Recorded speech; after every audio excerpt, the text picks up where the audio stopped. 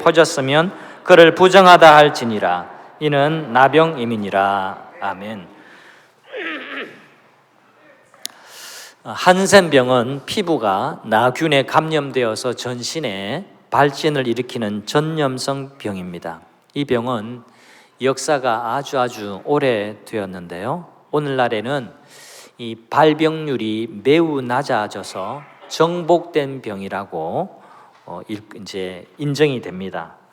과거에는 한센병자에 대해서 신의 저주를 받았다 이렇게 여겼습니다. 그래서 천형병, 하늘의 벌을 받았다, 이 한자죠. 천형병이라 부르기도 하고 문둥병이라고 하면서 심한 차별과 박해를 받은 슬픈 역사를 가진 병이었습니다. 1873년 노르웨이 학자인 한센이라는 사람이 이 나병의 원인이 되는 나균을 발견을 했습니다. 그래서 이때부터 병명은 사회적으로 한센병이라고 불렸습니다. 다행스럽게도 1941년, 얼마 되지 않습니다. 1941년에 답손이라고 하는 항생제 특효약이 발명이 되어져 가지고 이 두려운 질병이 완치의 길이 열렸습니다. 한센병과 관련해서 우리나라에도 슬픈 역사가 있습니다. 여러분 소록도를 아실 겁니다. 소록도는 일제 강점기 때부터 정책적으로 나환자들의 집단 거주지였습니다. 한센병이 전염병이기는 하지만 환자와 아주 밀접하게 그리고 오랜 시간의 접촉을 통해서야만 감염이 전염됩니다. 하지만 편견, 이 병에 관해서 잘못 알려지고 또 편견으로 인해서 온갖 박해를 받았습니다. 일제시대 때에는요, 한센병 환자가 임신을 했을 경우에 무조건 낙태부터 시켰다고 하고요, 1960년대까지도 나병 환자가 우리나라에서도 발견이 되면 무조건 소록도로 보내져서 격리 조치를 당했다고 합니다. 소록도는 그 생긴 모양이 작은 사슴을 닮았다고 해서 붙여진 이름인데 이름은 참 이쁘죠. 소록도 얼마나 이쁩니까? 근데 이름과는 달리 아픔과 슬픔을 지닌 섬입니다. 여러분 이청준의 소설 당신들의 천국이라는 소설을 읽어보면 이 소록도 사람들의 그 애환과 아픔을 절절하게 느낄 수가 있습니다. 제가 1990년, 그러니까 지금부터 3년 전에 제가 대학생 때인데요, 소록도로 봉사활동을 다녀온 적이 있습니다. 그때까지만 해도 이 배를 타고 그 녹동항에서 배를 타고 들어갈 수밖에 없었습니다. 근데 놀랍게도 2009년부터 이 소록도 가는 다리가 연결이 되어졌어요. 그래서 편하게 이제는 왕래가 가능합니다. 이 다리가 놓였다라고 하는 것은요, 이제 더 이상 이 한센병이 위협적이지 않은 정복된 병이라는 것을 의미하기도 합니다. 더 이상 섬처럼 고립된데 그런데 격리시킬 병이 아니다라는 것을 말해주는 단적인 증거가 되기도 합니다. 그러나 이건요, 어디까지나 오늘날의 이야기입니다. 오늘날의 이야기 가운데 몇십 년만 더 거슬러 올라가도 편견과 차별이 심했는데 시간을 더 거슬러 올라가서 지금 우리가 살고 있는 이 시점에서 3,400년 전 모세 시대의 이야기는 너무나 다릅니다. 한센병을 포함한 악성 피부병을 굉장히 무섭고도 위험한 질병으로 보았습니다. 성경에 나병이라고 번역된 이 병은 히브리어 차라트라는 단어인데 오늘날의 한센병만을 지칭하는 것이 아니라 심각한 피부병과 전염성이 있는 질병 모두를 포함하고 있는 단어입니다. 그 중에서 가장 심각한 병이 나병이죠. 우리 금주간에는 13장, 레위기 13장과 14장을 읽었는데요. 읽었었기를 바람하지 않습니다. 13장, 14장을 읽었는데 이 나병이 발병했을 경우 어떻게 해야 하는지를 이 레위기는요 아주 자세하고 길게 말씀을 하고 있습니다. 우리 전체 지금까지 읽었던 레위기를 잠시 한번 중간 점검 복습을 해보도록 하겠습니다.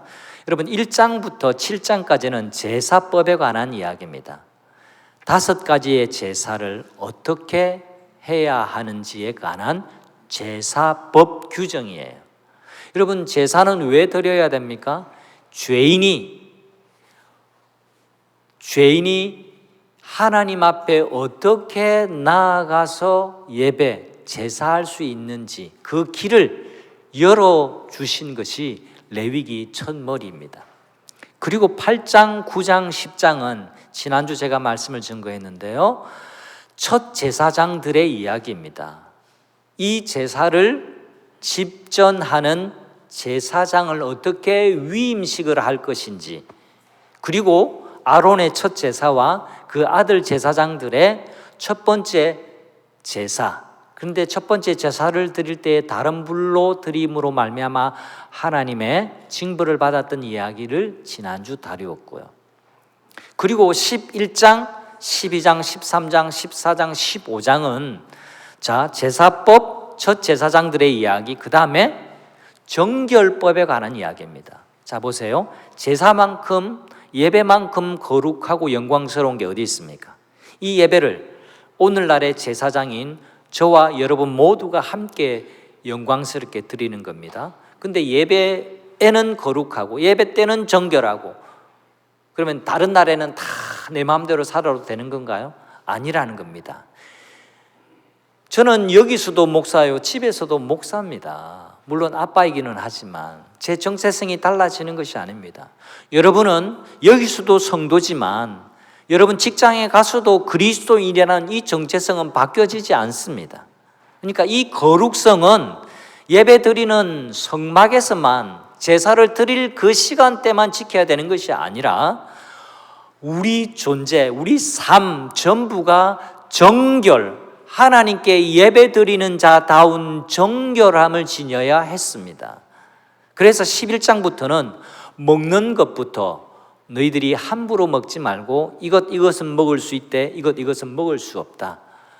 하늘에 나는 새도 그렇게 먹어야 하고 물고기도 그렇게 먹어야 하고 땅에 기는 모든 것도 그런 방식으로 구별해서 거룩하게 구분해서 너희는 먹을 수 있어야 된다. 그 말씀을 하시는 거예요. 그리고 12장에는 산모가 아기를 낳았을 때 그때는 피를 흘림으로 부정, 이건 죄인이었다 이게 아니라 피를 흘림으로 보호를 받아야 되는데 하나님이 그 산모의 규정을 따로 주시면서 12장의 핵심은 아기와 그 당시에 존중받지도 못하고 보호받지 못한 연약한 여성들을 보호하는 법이 바로 12장의 법이에요. 그래서 하나님이 정결함을 계속 유지할 수 있도록 해주시는 거예요. 그리고 공동으로 살 때에 공동질병이라는 게 있습니다. 그게 바로 나병이라고 하는 거예요.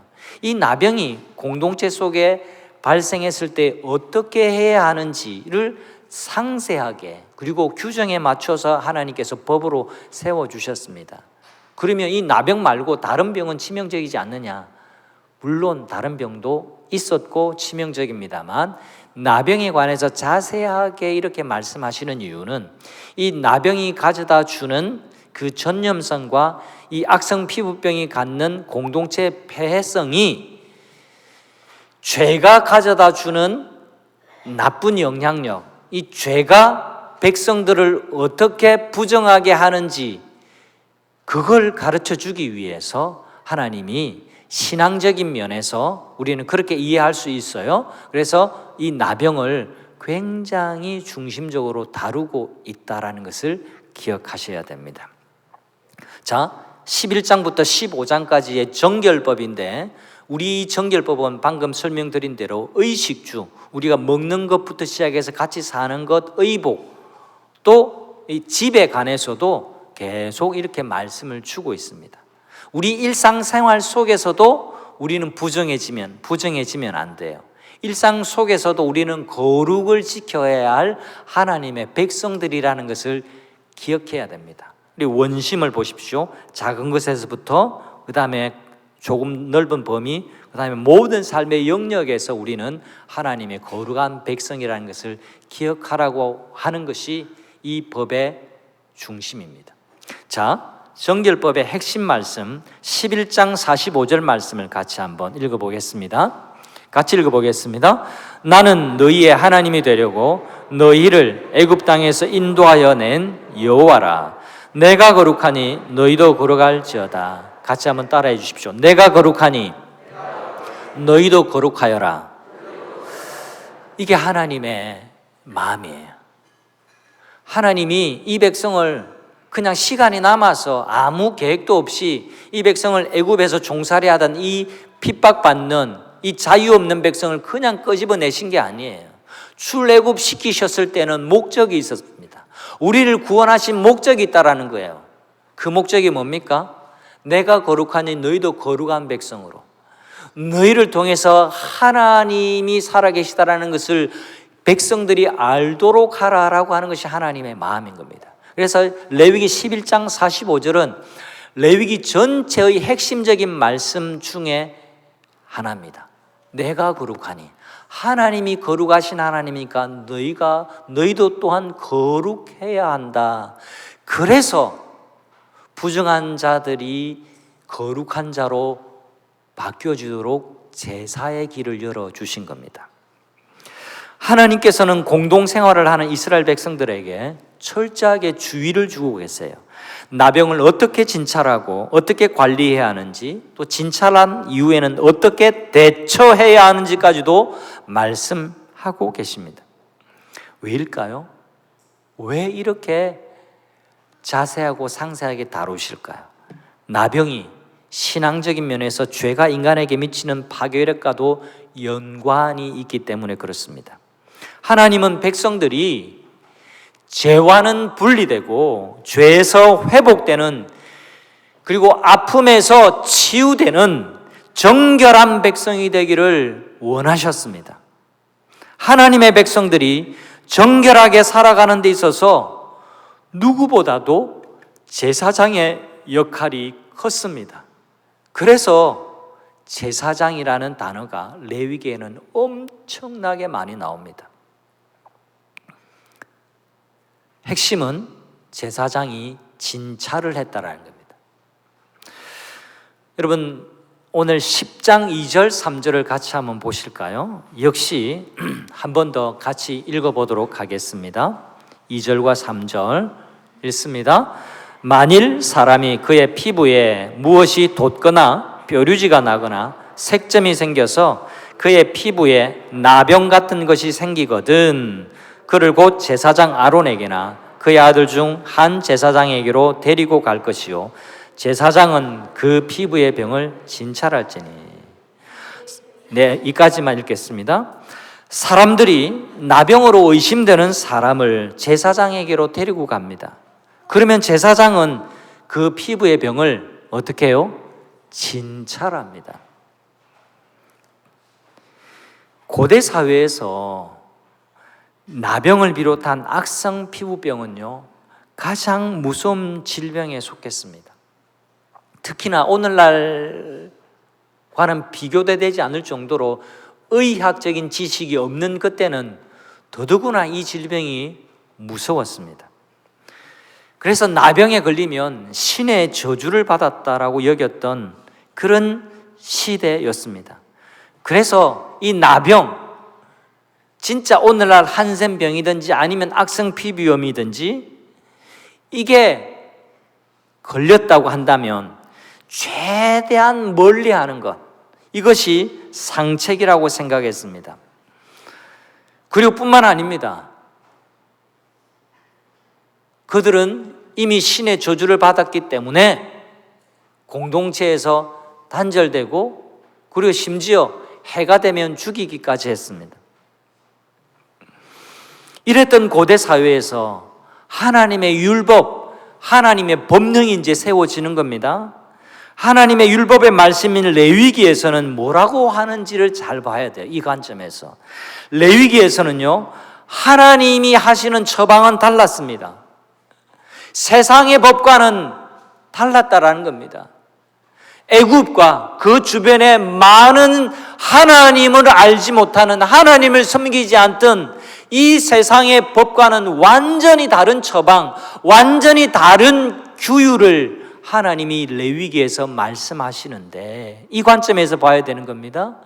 뭐라고 하시냐? 뭐라고 하시냐? 이 부분이 오늘 설교의 핵심입니다. 하나님의 처방, 하나님의 법은 어떤 면에서 세상의 법과는 다를까요? 하나님이 이렇게 명하셨습니다. 백성의 최고 지도자요, 어른이라고 할 수 있는 제사장에게로 데리고 오게 합니다. 그게 2절과 3절을 우리가 방금 읽었던 겁니다. 제사장에게로 데리고 와라.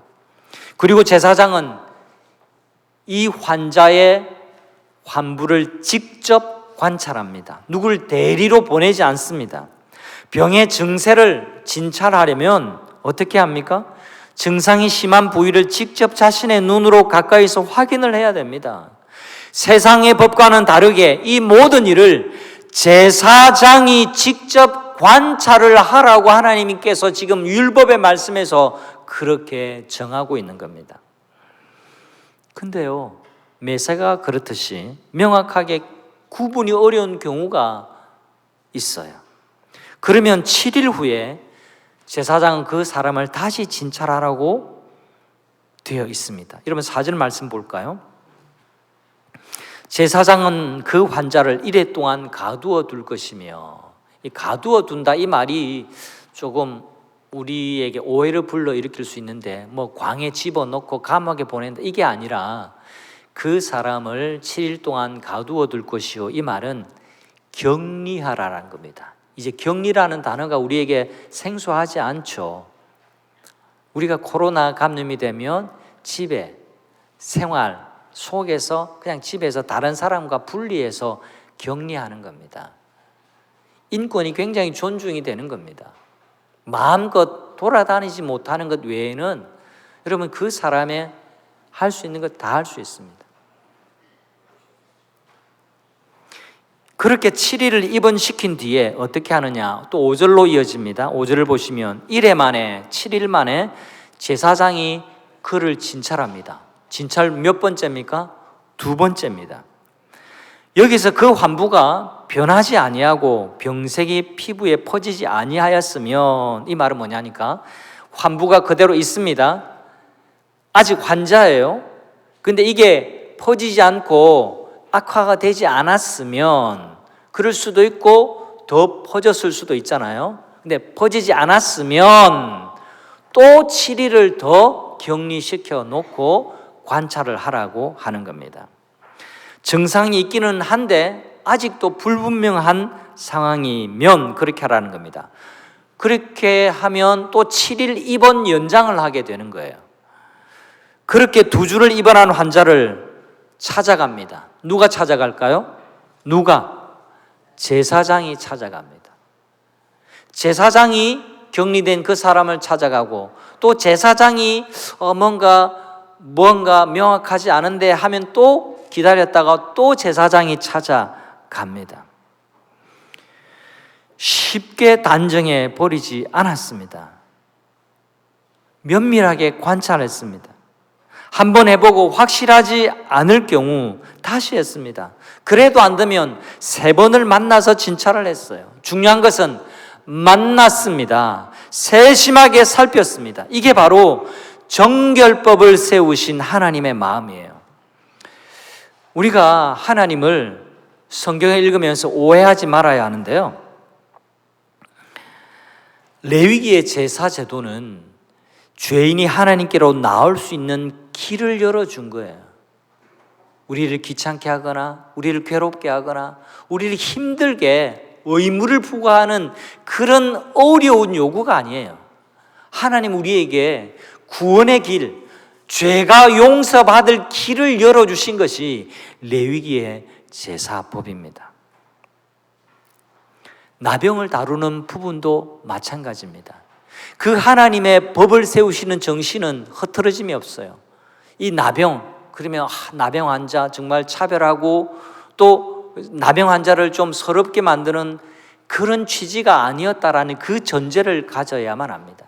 그 고대 사회의 다른 모든 나라에서 하는 그 방식과는 다르게 환자 중심, 그 다음에 그들의 마음을 살피는 것, 그들을 잘 돌보는 그걸 누구에게 맡겼다고요? 제사장에게 맡겼습니다. 그것도 한 번이 아니라 세심하게 잘 살피라고 3번까지 그렇게 살펴보도록 하셨어요. 이게 바로 정결법을 세우신 하나님의 마음입니다. 13장이 나병을 진찰하는 규정을 제정해 준 법이라고 한다면 14장은 치유된 사람이 공동체에 복귀하는 과정도 자세히 설명해 주고 있습니다. 14장 2절을 보겠습니다.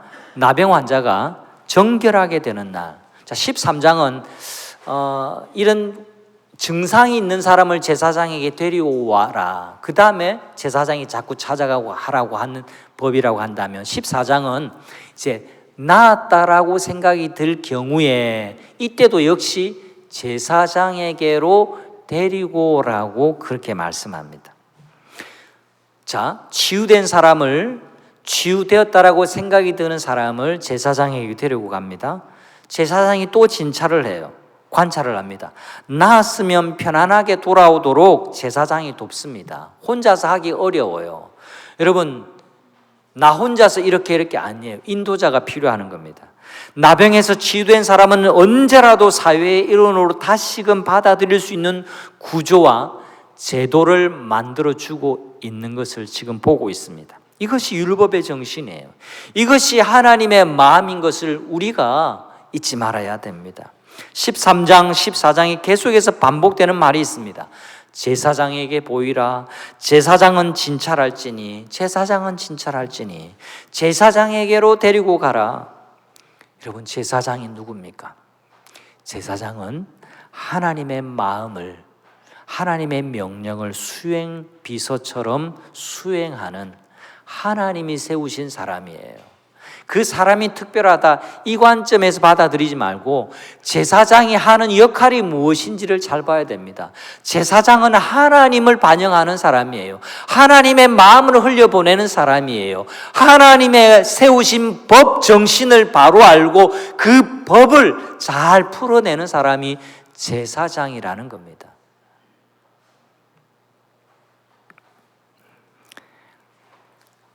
병든 자를 불쌍하게 여기고 그들의 마음을 헤아려주고 그들이 낫기를 바라고 나으면 다시 정상적이고도 행복한 삶을 공동체에서 살 수 있게 인도하는 일을 하는 사람이 누구다?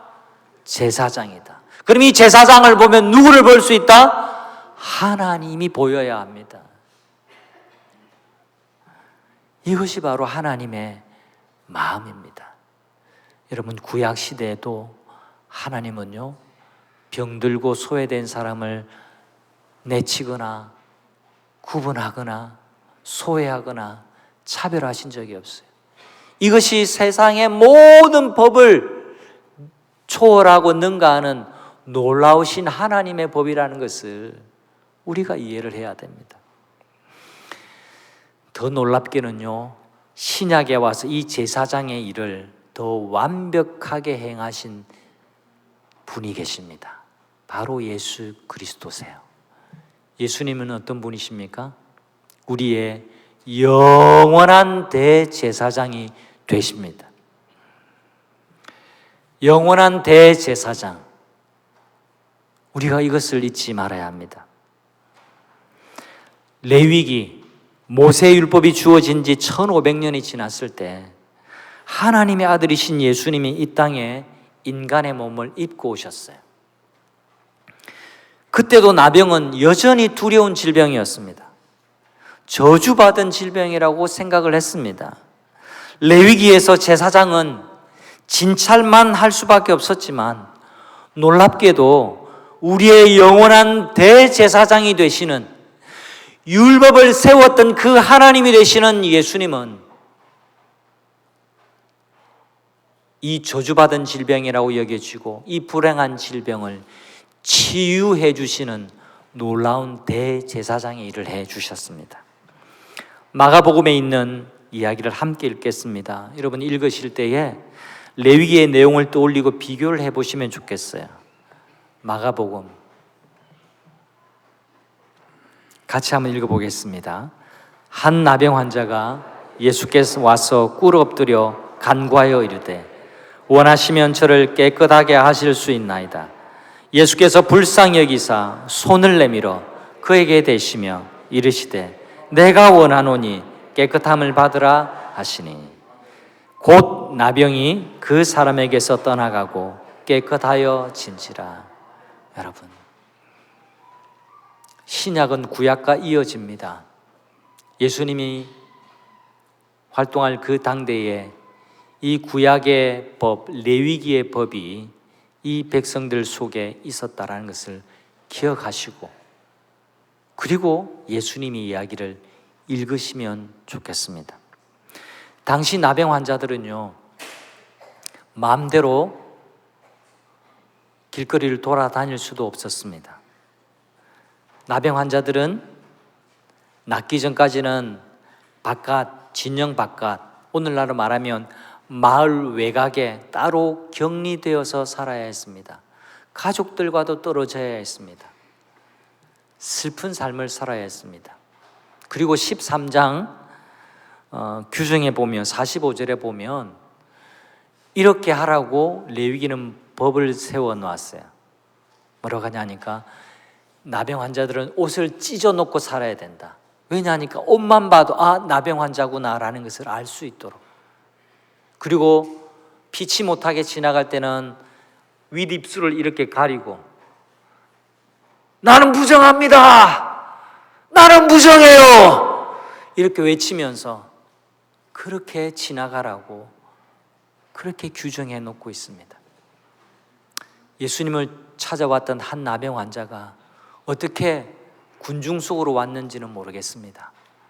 아마 새벽녘이어서 이 옷이 찢어진 옷을 입었던 이 사람이 다가와도 이 어둑어둑 해가지고 잘 식별을 못했을 거다라고 그렇게 해석하는 사람이 있어요. 어떻게 예수님 가까이 와서 예수님 앞에 꿇어 엎드려서 예수님이 원하시면 나를 깨끗게 하실 수 있습니다. 이 나병 환자는 예수님을 믿었거든요. 그리고 대제사장이신 예수님의 발 앞에 정말 간절한 마음으로 꿇어 엎드립니다.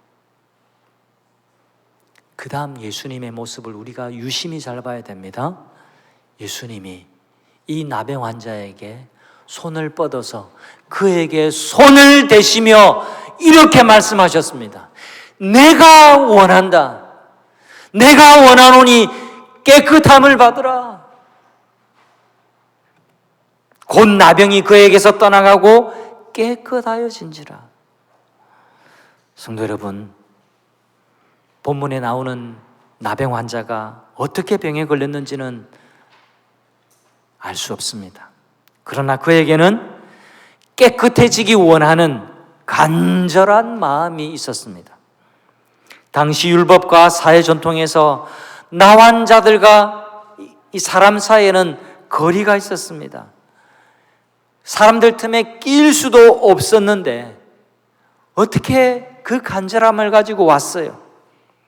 그에게 믿음이 있었기 때문에 그렇습니다. 예수님이 원하시면 나를 깨끗하게 하실 수 있다라는 그 믿음 말입니다. 예수님이 불쌍하게 보시고, 이 장면이 놀랍습니다. 불쌍하게 보시고 그에게 손을 대셨어요. 이건 레위기의 율법을 뛰어넘는 겁니다. 아무도 나병 환자에게 손을 대는 사람이 없었습니다. 두려웠기 때문에, 무서웠기 때문에, 저주받았다고 생각했기 때문에. 근데 예수님께서 그의 상처에 손을 대시면서 더 중요한 것, 내가 원한다. 내가 원하노니 너는 깨끗함을 받으라. 나는 전능한 하나님이다. 이렇게 말씀한 게 아니에요. 내가 원한다. 내가 네 마음 알고 내가 네가 낫기를 정말 원해. 내가 원하노니 깨끗함을 받으라. 그렇게 말씀해 주고 계십니다.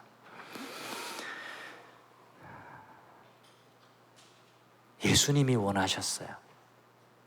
이것이 바로 하나님의 마음입니다.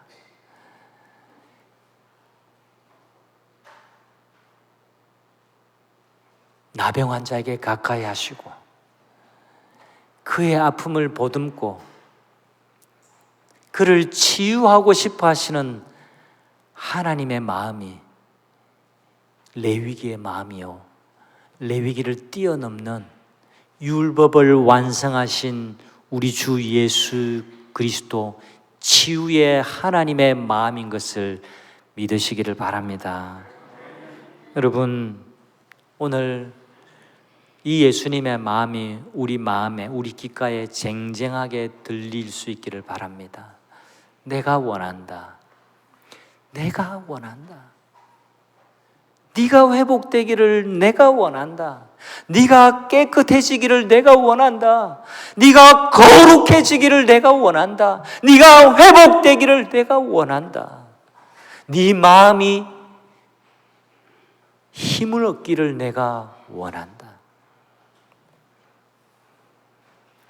여러분, 굉장히 마음에 남는 장면이에요. 내가 원한다. 너는 깨끗해져라 하고 말씀해 주시고 치유해 주시는 장면이 얼마나 큰 감동이 되는지 모릅니다. 어떤 제사장도 이렇게 하지 않았습니다. 예수님만 그렇게 하셨고 그 예수님이 오늘날 우리를 향해서도 내가 원한다라고 말씀하고 계십니다. 사랑하는 성도 여러분, 우리 하나님의 마음이 이렇습니다. 우리 주님이 바로 이런 분이세요. 우리의 마음과 사정과 형편을 누구보다 잘 아시는 분입니다. 이런저런 문제로 힘이 들고 괴로울 때마다 주님, 저를 인도해 주세요. 저를 살려주세요. 회복시켜 주세요. 이렇게 우리가 기도할 때 주님은 그때 내가 원한다. 내가 원한다 라고 말씀하시면서 우리를 만져주시고 우리를 치유해 주심을 믿으시기를 바랍니다. 그 좋은 주님과 함께 치유해 주시는, 회복시켜 주시는 주님과 함께 이 한 주간도 승리하는 모든 성도님들이 되시기를 우리 주님의 이름으로 축원합니다. 아멘. 우리 다 함께